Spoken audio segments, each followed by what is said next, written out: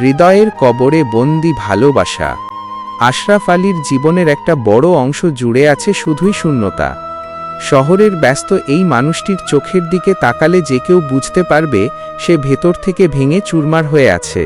কয়েক বছর আগে নিজের সবটুকু ভালোবাসা দিয়ে যাকে সে আঁকড়ে ধরেছিল, সেই মানুষটি যখন বেইমানি করে চলে যায়, তখন থেকেই আশরাফ ভালোবাসা শব্দটির ওপর থেকে বিশ্বাস হারিয়ে ফেলেছে। এখন সে একা থাকতেই ভালোবাসে। কিন্তু নিয়তির খেলা বড় অদ্ভুত। আশরাফের জীবনে প্রবেশ করে দুজন মানুষ, ইয়াসমিন এবং সোনিয়া আক্তার। ইয়াসমিন তার অফিসের সহকর্মী। তার চঞ্চলতা, আশরাফের প্রতি ছোট ছোট যত্ন আর আকুল ভালোবাসা যেন সবসময় আশরাফকে ঘিরে থাকে। ইয়াসমিন অঝোর ধারায় কাঁদে, আশরাফের একটু মনোযোগের আশায় নিজের জীবন বাজি রাখতেও দ্বিধা করে না। অন্যদিকে আছে সোনিয়া আক্তার, যে আশরাফের ছোটবেলার বন্ধু। সে জানে আশরাফের অতীতের সেই ক্ষত কতটা গভীর। সোনিয়া জানে আশরাফ কেন কাউকে ভালোবাসতে পারে না। সে দূর থেকে আশরাফকে আগলে রাখে, নীরবে ভালোবাসা দেয়, এই আশায় যে একদিন আশরাফ হয়তো আবার নতুন করে বাঁচতে শিখবে। একদিন বৃষ্টির রাতে ইয়াসমিন আশরাফের অফিসের সামনে ভিজে ভিজে দাঁড়িয়ে তাকে বলে, আমি জানি না তুমি কাকে হারিয়েছ, কিন্তু আমি তোমাকে নিজের চেয়েও বেশি ভালোবাসি আশরাফ। আমাকে একটু জায়গা দাও। পাশেই গাছের আড়ালে দাঁড়িয়ে থাকা সোনিয়া আক্তার এসব শুনে পাথর হয়ে যায়। তার মনে পড়ে ছোটবেলায় আশরাফের দেওয়া সেই প্রতিশ্রুতির কথা, যা এখন কেবলই স্মৃতি। আশরাফ আলী শান্ত অথচ পাথুরে গলায় উত্তর দেয়, ভালোবাসা একটা রোগ ইয়াসমিন। আমার জীবনের সেই পাতায় ধুলো জমেছে অনেক আগেই। আমি আর কাউকে নতুন করে কষ্ট দিতে চাই না, নিজেও ভালোবাসতে চাই না। আশরাফ আলী বৃষ্টির মধ্যেই একা হেঁটে চলে যায়। পেছনে পড়ে থাকে দুটি ভাঙা হৃদয়, একজন ইয়াসমিন, যে বুঝতে পারে না এই ভালোবাসার কোনো ভবিষ্যৎ নেই, আর অন্যজন সোনিয়া, যে জানে আশরাফের ভালোবাসা পাওয়ার যোগ্য কেউ আর এই পৃথিবীতে নেই। আশরাফ আলী আজও একা, তার সেই পুরনো স্মৃতি আর ধোঁকার যন্ত্রণাকেই সে জীবনের একমাত্র সঙ্গী করে নিয়ে বেঁচে আছে। ভালোবাসার ভিড়েও সে আজ ভীষণ একা। আশরাফ আলীর সেই প্রত্যাখ্যানের পর সময় থমকে দাঁড়ায়।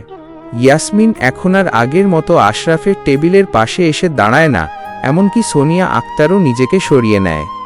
আশরাফ আলী আজও তার সেই পুরনো ধোঁকার স্মৃতি নিয়ে একা। কিন্তু মানুষের ভাগ্যে যা লেখা থাকে তা কি এড়িয়ে যাওয়া যায়? কয়েকদিন পর আশরাফ গুরুতর অসুস্থ হয়ে পড়ে। তার ফ্ল্যাটে কেউ নেই দেখার মতো। জ্বরের ঘোরে সে বারবার সেই বেইমান মানুষটির নাম ধরে ডাকতে থাকে। ঠিক সেই মুহূর্তেই ইয়াসমিন দরজায় নক করে। সে অফিসের কাজে আশরাফের খোঁজ নিতে এসেছিল। আশরাফের বিধ্বস্ত অবস্থা দেখে ইয়াসমিন আর স্থির থাকতে পারে না। সে সারা রাত জেগে আশরাফের সেবা করে। ঠিক তখন সোনিয়া আক্তারও সেখানে এসে উপস্থিত হয়। সোনিয়া দেখল ইয়াসমিন নিজের চোখের জল মুছে আশরাফের কপালে জলপট্টি দিচ্ছে।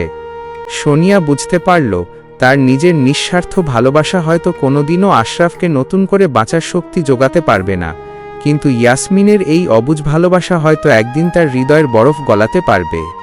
সোনিয়া দীর্ঘশ্বাস ফেলে বুঝতে পারে কখনো কখনো ভালোবাসার মানে হলো প্রিয় মানুষটিকে নিজের করে পাওয়ার চেয়ে অন্য কারো সাথে সুখে থাকতে দেখা। ভোরবেলা আশরাফের জ্ঞান ফেরে। সে দেখে ইয়াসমিন তার পাশেই ক্লান্ত হয়ে বসে আছে। প্রথমবারের মতো আশরাফের চোখের কোণে এক বিন্দু জল জমে। সে বুঝতে পারে অতীতকে আঁকড়ে ধরে থাকা মানে বর্তমানের জীবন্ত মানুষকে খুন করা। সে ইয়াসমিনের হাতটা আলতো করে ধরে অস্ফুট স্বরে বলে, আমি কি ভুলছিলাম? সোনিয়া আক্তার দরজার আড়াল থেকে আলতো হেসে বিদায় নেয়। সে তার ভালোবাসাকে উৎসর্গ করে দিল আশরাফের নতুন জীবনে। আশরাফ আলী অবশেষে বুঝতে পারল ভালোবাসা মানেই ধোঁকা নয়, ভালোবাসা মানে একে অপরকে আগলে রাখা। গল্পের মানুষগুলো হয়তো শেষ পর্যন্ত ভালো থাকে, কিন্তু আমাদের বাস্তব জীবনে কি আমরা সঠিক সময়ে সঠিক মানুষটিকে চিনতে পারি? এমন আরও হৃদয়স্পর্শী এবং আবেগঘন গল্প পেতে আমাদের চ্যানেলের সাথেই থাকুন। নতুন সব ভিডিও পেতে সাবস্ক্রাইব বাটনটি ক্লিক করে আমাদের পরিবারের সদস্য হয়ে যান।